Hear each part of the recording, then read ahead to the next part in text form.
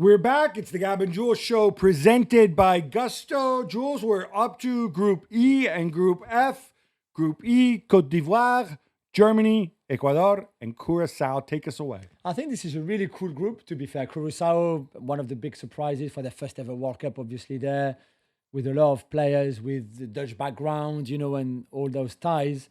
But Ivory Coast and Germany and Ecuador, three really strong teams with different styles, obviously. But Ecuador, if you look at the defense, it's wonderful. And the defensive midfielders, Germany have Manuel Neuer back and Julian Nagelsmann on the bench, for example. And Ivory Coast, okay, maybe didn't do as well in the last World Cup and AFCON, but are still full of talent like Yann Diomande, who could be one of the young players to watch in the tournament. So and really, Nicolas Pepe, who's really been on the comeback trail for some time now. Yeah, absolutely. Who missed out obviously on AFCON for different reasons, but now he's back after a really good season with Villarreal again. So those three right now, even if you put Germany's favorite, probably Gab, but even before that, I think those three will be quite tight.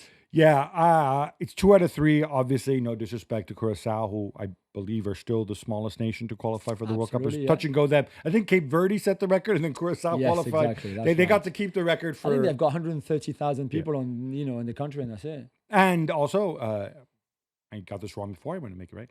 Curaçao are part of the Kingdom of the Netherlands. That's right. So they're kind of like to the Dutch crown what, say, Wales or Scotland are to the United Kingdom. Just wanted to clear that up. So people called us up on it, and they're right to do so. Germany, do you believe in Germany? As in to go far, they will come I believe in Kai Havertz, but I also don't believe that the pieces fit together the way Julian Nagelsmann wants him to. The fact that he's going to almost certainly play Joshua Kimmich as a right back, speaks to serious deficiencies in certain areas. A guy who dominates in central midfield for Bayern, and then you move him there. And by the way, it's not like they're stacked in central midfield either. In other areas, of course, very, very talented. I wonder if Florian Wirtz can come back. But yes, I have them going through. And then it's Ecuador. Ecuador have 2 players who started in the freaking Champions League final just a couple days ago. Plus, they have Joel Ordonez, who's the guy everybody wants. Plus, they have Moises Caicedo, who's maybe the best in the world at his position.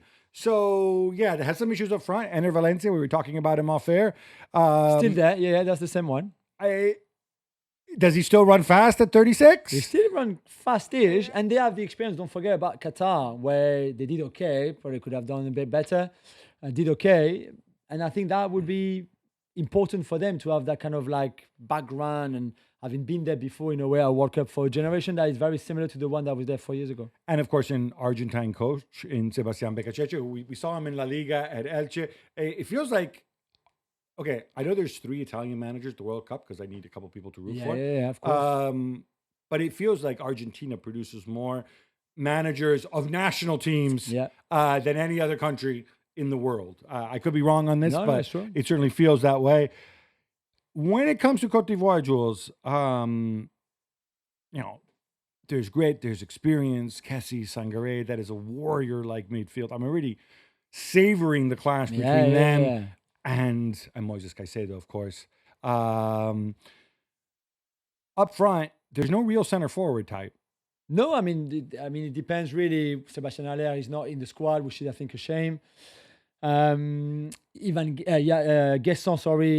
is in there, although he's on the back of a difficult season in the Premier League between Aston Villa and Crystal Palace, Evan Guesson. But I think in Yann Diomande, who I think will start on one side and Pepe on the other side, they've got, unless Amad Diallo plays somewhere, maybe as a 10, but they have, in terms of those creative players, wide players, a lot of talent there. And I think Diomande, who's wanted by some of the biggest clubs in the world right now after his great season with Leipzig in the Bundesliga.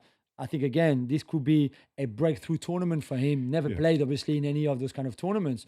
But if he does well, that would put a few more millions on his value. I don't know a reason why, in a World Cup context, this guy could not play through the middle, frankly. He's still very young, I think, to move him from the position. Maybe, but what I'm saying is that they're so loaded. I think we're going to hear the terms fluid front 3 and false 9 quite a bit when it comes to Côte d'Ivoire. Moving on to Group F, it's Japan, one of the teams I will be supporting for obvious reasons. It's Holland, it's Sweden, and it's Tunisia. For me, there's a huge gap here. I've got Japan first and Holland second, or the other way around if you really must insist. And then there's a gap between Sweden and Tunisia. Sweden, of course, again, I don't want to go and make excuses about Italy not qualifying. We didn't deserve to, blah, blah, blah. But you talk about freaking backdoor. Sweden, the king of the backdoorsmen. Through the Nations League, because they didn't win a single game in their qualifiers. They only had 2 points. With 2 draws, the rest were all defeats. Graham Potter, as the head coach, arrived in February, qualified them through those playoffs that we just mentioned. I think if they had a real coach, proper coach, maybe they would do a bit better. Or if Potter had been there longer. Or if he had been there longer, maybe. As you know, I'm not the biggest fan. But still, there's talent in there. Gyökeres, Isak, for example, Bergvall, if you like that. So it's not a bad generation at all from Sweden. They just, right now, can't really play with each other at a decent level. In terms of technical ability, though, I don't think it's the best one either. I think I see a lot of physicality. I see a lot of runners. Obviously, Isak is talented, but we have no idea what he's going to be like at this World Cup. And also how it's going to work with him and Gyökeres out there together.